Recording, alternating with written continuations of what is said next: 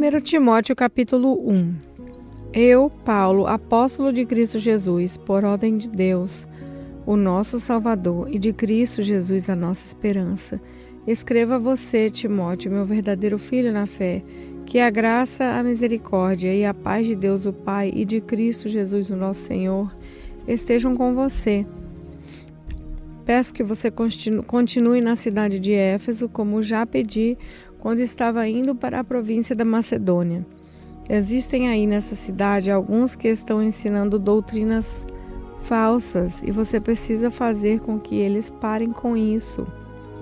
Diga a essa gente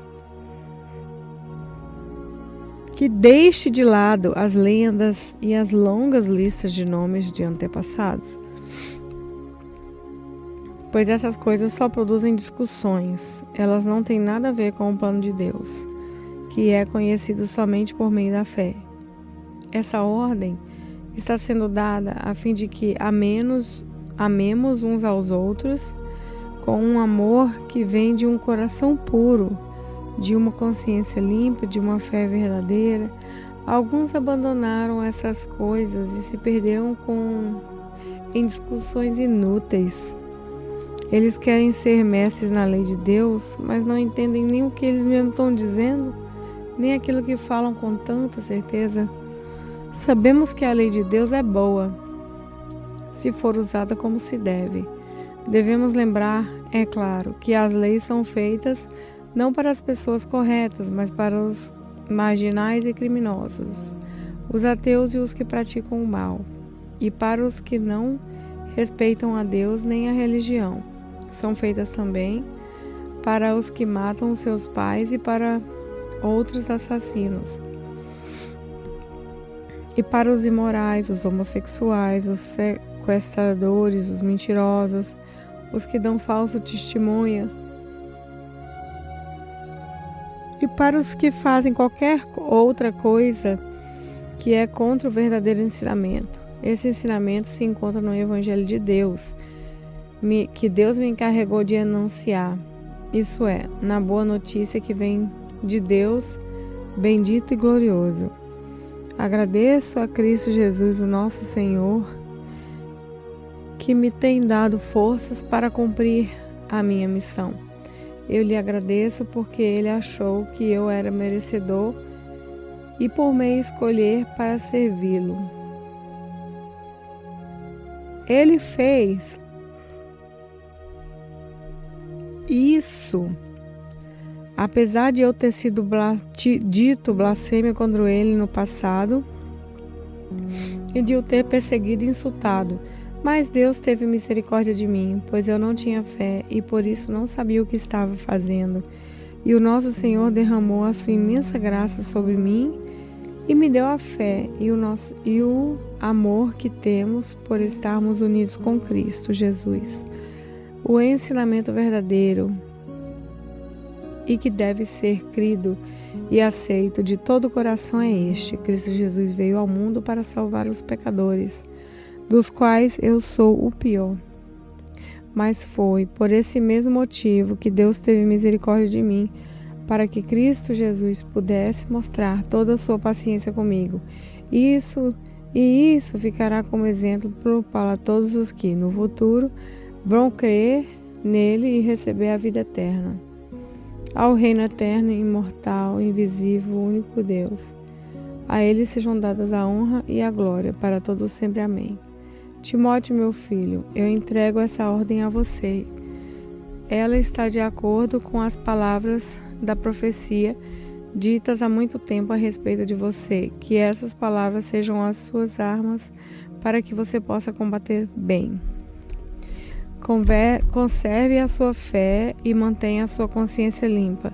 Algumas pessoas não têm escutado a sua própria consciência e isso tem causado a destruição da sua fé. Entre elas estão Himeneu e Alexandre, que eu já entreguei a Satanás para que aprendessem a não blasfemar mais. 1 Timóteo capítulo 2. Em primeiro lugar, peço que sejam feitas orações, pedindo súplicas e ações de graças a Deus em favor de todas as pessoas. Orem pelo rei e por todos os outros que têm autoridade para que possamos viver uma vida calma e pacífica, com dedicação a Deus a respeito dos outros. Isso é bom e Deus, nosso Salvador, gosta disso. Ele quer que todos sejam salvos e venham conhecer a verdade, pois existe um só Deus, uma só pessoa, que une Deus com os seres humanos. O ser humano, Cristo Jesus, que deu a sua vida para que todos fiquem livres dos seus pecados.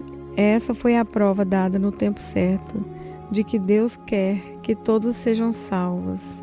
E eu fui escolhido como apóstolo e mestre dos não-judeus para anunciar a mensagem da fé e da verdade. Eu não estou mentindo, estou dizendo a verdade.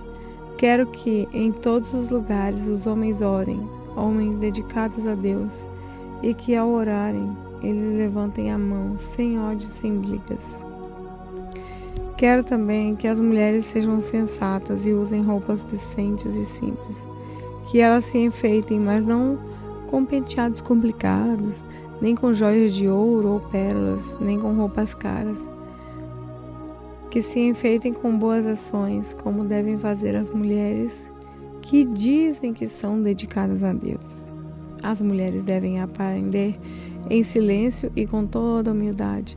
Não permito que as mulheres ensinam ou tenham autoridade sobre os homens. Elas devem ficar em silêncio. Pois Adão foi criado primeiro, depois Eva. E não foi Adão quem foi enganado, a mulher que foi enganada, desobedeceu a lei de Deus. Mas a mulher será salva tendo filhos. A mulher será salva tendo filhos se ela, com pureza, continuar na fé, no amor e na dedicação a Deus. 1 Timóteo capítulo 3. Esse ensinamento é verdadeiro. Se alguém quer muito ser bispo na igreja, está desejando um trabalho excelente. O bispo deve ser um homem que ninguém pode acusar de nada. Deve ter somente uma esposa, ser moderado, prudente e simples. Deve estar disposto a hospedar pessoas na sua casa e ter capacidade para ensinar. Não pode ser chegado ao vinho nem briguento, mas deve ser pacífico e calmo. Não deve amar o dinheiro, deve ser um bom chefe da sua própria família e saber educar os seus filhos de maneira que eles lhe obedeçam com todo respeito. Pois, se alguém não sabe governar a sua própria casa, como poderá cuidar da igreja de Deus? O bispo não deve ser alguém convertido há pouco tempo. Se for, ele ficará cheio de orgulho e será condenado como o diabo foi. É preciso que o bispo seja respeitado pelos de fora da igreja, para que não fique desmoralizado e não caia na armadilha do diabo. Do mesmo modo, os diáconos devem ser homens de palavra sério. Não devem beber muito vinho, nem ser gananciosos. Eles devem se apegar à verdade revelada da fé e ter sempre a consciência limpa. Primeiro devem ser provados e depois, se forem aprovados, que sirvam a igreja. A esposa do diácono também deve ser respeitável e não deve ser faladeira. Ela precisa ser moderada e fiel em tudo. O diácono deve ter somente uma esposa e ser capaz de governar bem os seus filhos e toda a sua família. Pois os diáconos que fazem um bom trabalho conquistam o respeito dos irmãos na fé e são capazes de falar com coragem sobre a sua fé em Cristo Jesus. Escrevo essas coisas a vocês, esperando ir vê-los logo. Mas, se eu demorar, essa carta vai chegar a dizer nós como devemos agir na família de Deus, que é a igreja do Deus vivo, a qual é a coluna e o alicerce da verdade. Sem nenhuma dúvida é grandiosa a verdade revelada da nossa religião.